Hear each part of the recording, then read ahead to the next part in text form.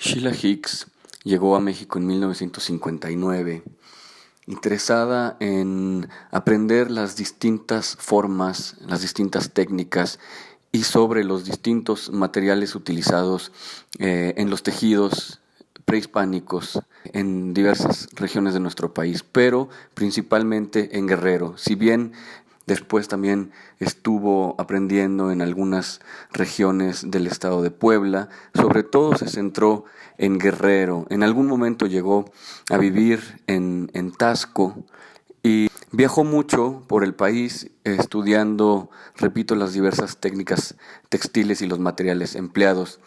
Tras un par de años, si es que llega en 59, sí, en 1961, se vuelve amiga de Matías Geritz, otro artista incluido en Abusos de las Formas, y es el propio Matías quien la incita a exhibir los productos, las obras que había estado creando en estos años. Sheila en algún documental menciona que ella no estaba tan segura de la calidad de estas obras y que de no haber sido por Matías probablemente no hubiera accedido a exhibirlas. Bueno, pues Matías la pone en contacto con un personaje importantísimo de la época, de la década de los 60, el galerista Antonio Sousa, que tenía una pequeña galería en la zona rosa. La invita entonces Matías a conocer a Antonio Sousa, le muestra su trabajo y termina haciendo así la primera exposición que hizo en México durante estos años de viaje. Bueno, antes Sheila ya había viajado por Chile y luego viajaría por otros países, terminaría también viajando por la India, siendo una trotamundos, interesada siempre en las distintas técnicas de tejer, sobre todo en la India, en las distintas formas de pigmentar las telas. Bueno, por así decirlo, en el ala final de la exposición hay ya una enloquecida forma de acometer las obras en el tiempo. Está desde Sheila, que llegó a México muy temprano, en la década de los 60, hasta obras producidas en el 2019, por ejemplo, la obra de Ulrich López. Pero también hay obras de Germán Venegas producidas en los 80, hay obras de Abraham Cruz Villegas, producidas también a finales de los 80, principios de los 90, obras notables cuando Abraham estaba muy interesado por pues la influencia que su padre, artesano, había tenido en él durante viajes que hizo Abraham en la región purépecha.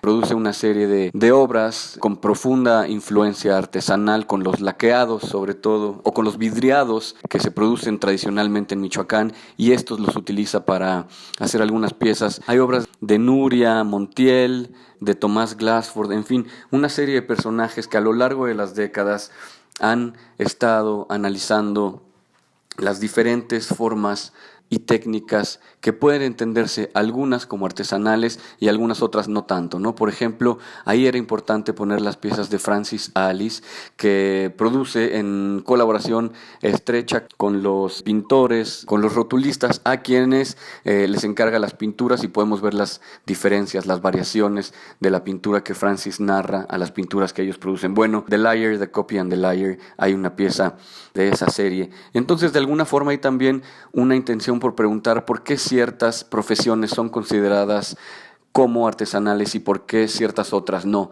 Y ahí es en donde entonces Abusos de las Formas pregunta ya no solo por la materialidad y por el esfuerzo técnico de las profesiones, sino por los circuitos de circulación. Ciertamente las artesanías están confinadas a un circuito de circulación codificado que no tiene los mismos principios que algunas otras oficios, ¿no? Digamos la herrería y bueno, algunos otros más.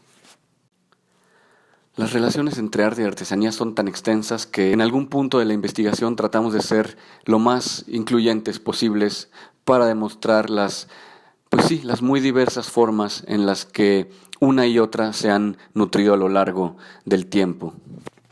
Abusos de las Formas, repito, no postula una forma binaria de entenderlas, trataba de dislocar esa noción de lo que es arte y de lo que es artesanía y demostrar al final la producción de objetos, de situaciones culturales que puedan exceder estas propias categorías. Esa quizás termina siendo la pregunta que ahora late en la exposición.